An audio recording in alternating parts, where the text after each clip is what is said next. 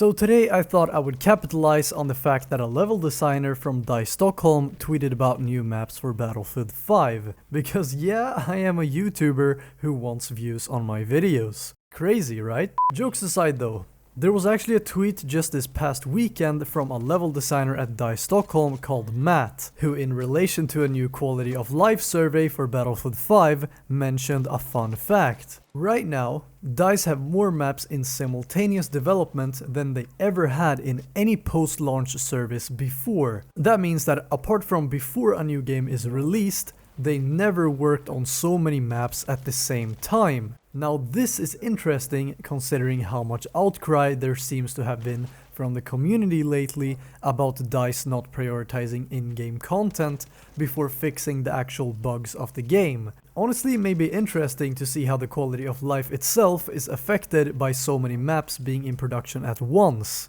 However, DICE also want feedback on what could be changed in order to improve the quality of the current maps in the game. A lot of decisions that DICE do are based on gathered data, such as when players leave, what they join, how much they play something, or even how they play it. However, just like Matt said himself, that telemetry does not tell them why anyone is doing exactly what they do.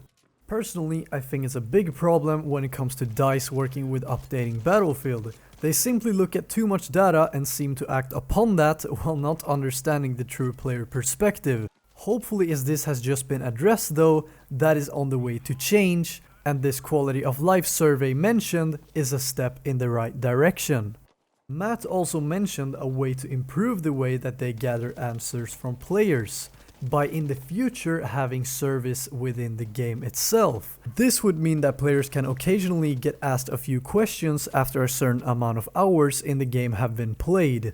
This is not a bad shout considering it would actually be optional, and it reaches the players in the game who typically don't go online and find these surveys anyway. What I honestly would prefer though is if DICE tried to focus more on the events where they gather players' reasoning behind their outcries, rather than being so driven by gathered data.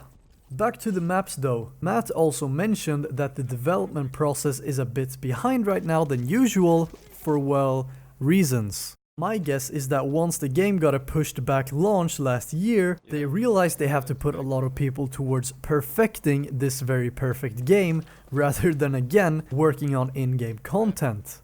Of course I could be wrong though, since that is just my speculation. What do I know? Maybe they're just sitting around playing Beyblade all day. I do have to say though that I am a fan of people who speak for the whole Battlefield community, because you sir, when you tweet like that, you should definitely run for president. Either way, I think we're all tired of waiting for these constant updates, and feeling like we're getting updates on when we're getting the next update.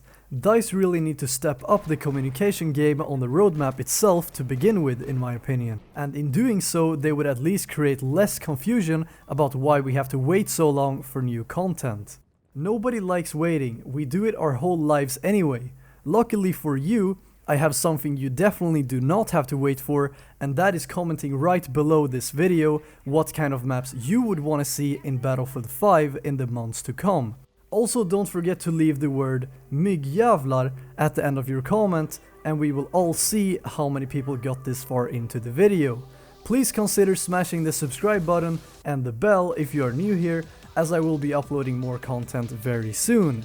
But until the next video, I am PresidentSlendy, and I wish you a fine day.